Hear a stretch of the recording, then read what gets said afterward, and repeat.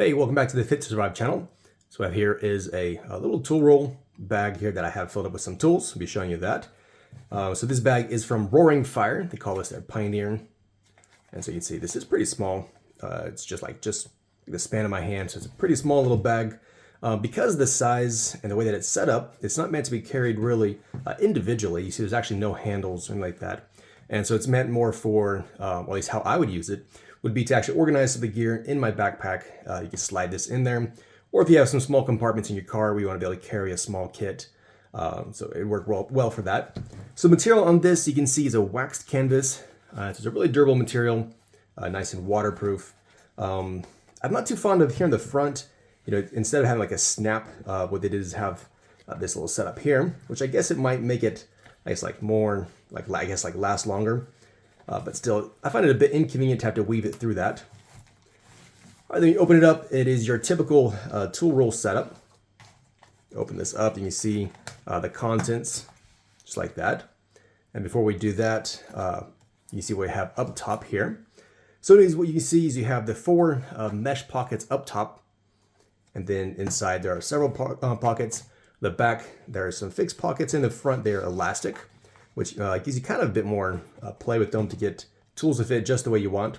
Then over here to the side, you have one small zippered compartment, which is just the small width right here. So I'm going to go through and show you what all I've chosen to place in this kit right here. So here on the top, I have some of these little toothbrushes from Colgate. It's always great to have whenever you need them. Kind of like a one-time use toothbrush thing with the toothpaste kind of like inside of it. It's a little tiny survival card. I picked it up on Amazon. I thought I really expected to get more out of it, but in the end, after I saw it, I don't know. I'm not thoroughly impressed. Let me know what you guys think about something like this. If you've used this before, this is the tiny survival card. The knife comes and it's not even sharpened. It's like one of the things that I popped out, and so there's no edge on that, and so I guess you have to sharpen it before you need it or something like that, I guess. Not sure why they wouldn't send it sharpened. But anyways, it's got some pop-out tools in here. The little fishing hooks and some other stuff. It's got the saw and the little, I guess like the frog spears and the sewing needle. And some other stuff like the arrowhead, a button. But anyways, I wasn't thoroughly impressed. But anyways, I decided to toss it in this kit. Who knows, I guess might come in handy someday. Right, then over here, just some small random gear that I've chose to add. It's got a whistle and then a can opener. So this is I remember the serial number on it. It's like a P something. It's a can opener. If you guys haven't ever seen that, I don't think I've actually ever demonstrated it. What you do is you open this up and then it latches onto the can right here. This right here is sharp, and then you just basically get some leverage with this section here. And you just run it across that and open up the can. And the nice thing about it is it's super slim. Doesn't take up hardly any space. Right, then over here I've placed a Bic, and it is in a metallic case for it, basically. All right, so up top it's all kind of the smaller gear. You really don't want to place anything large. That's another thing about this bag that I noticed is, even though you can see I haven't overfilled this.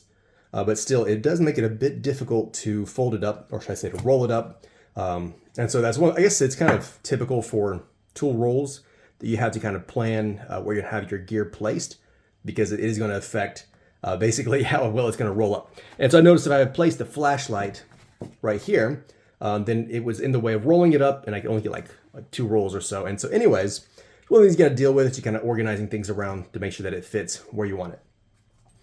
All right, so in the zip compartment, you might have already noticed when I open this up the first time, I have placed an emergency blanket. This is the Swiss Safe. It's the thermal blanket. And so it's really thin and works great if you need to warm up. Now, there's actually all kinds of uses for it.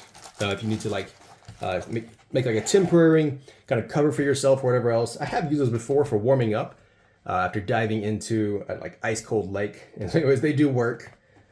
You can't ever fold them back up though once you open them up. All right, then we have right here, this is the Doan Magnesium Fire Starter. And so even though I do have that Bic lighter, this is kind of a good backup. If you are using it before, you probably understand that the magnesium is meant to be scraped off and then use this right here. You'd run it down the ferro rod, casts a spark. Use that for starting a fire. So the Doan magnesium fire starter is a pretty good little tool. It's made in the States and all that kind of good stuff. All right, then here we have some of the, this is kind of like paracord. This is actually called survivor cord because it has some other strands in there, including a fishing line. It has the red line in there, just kind of like an indicator. And it also has some, I think it's called like jute or something like that. And it's meant for also for starting a fire. All right, then the O-tackle, this is from Olight. A small little titanium pry tool. Again, just come in handy with some, if you need to do some prying work. And so you got some other small little tools on there. I did some insect repellent. I placed it in some of my different bags. It's just basically like a wet wipe per se, but it's got the insect repellent. And then so when you're out in the wild and they start biting, that comes in really handy. Right, in this kit, I've used the Kershaw spork. So you can see it's really small. Get to your fork here on this side and the spoon on that side. Just barely big enough to really get a grip on it. I think got some super glue from, this is the Crazy Glue basically. Another easy tube to use, a nice way to keep it safe so it's not like spilling out. And for the multi-tool, I decided to use the Next tool. So this is their adjustable pliers. You see here, so it spins open. I've done a full review on this multi-tool, so if you're interested, be sure to go back and check that out. This costs like $38, and so it's a Chinese-made multi-tool. It's what you'd expect. It's going to work for, you know, if you want something like this, but at the same time, it costs like $38. And if I'm not mistaken, until like June 15th, they have like a 20% discount on it. So I'll have a code for that too. It's got a pocket clip here, a couple of places it's got for the bits that are inside. You go right there. Open this up and you got some pliers, wire cutters, and then also has a saw and a blade on it. And the odd thing about this is that the blade does not lock. I kind of covered this in my review. This is really sharp though. And then the saw does lock. And so I would definitely do that backwards. I'd like for the blade to be at least locking. It's kind of interesting that they chose to do it that way. But anyways, a small little tool, pretty cheap. And the nice thing about a cheap tool like this is you can place it into like a tool roll like this, you know, and it's there when you need it, but at the same time, you don't have a super expensive tool that's being just used as a backup. Right, then I put a Sharpie marker in here. Again, all kinds of uses for the Sharpie marker. And the last item that I've added is the Cyansky. This is the P25. It's the second version.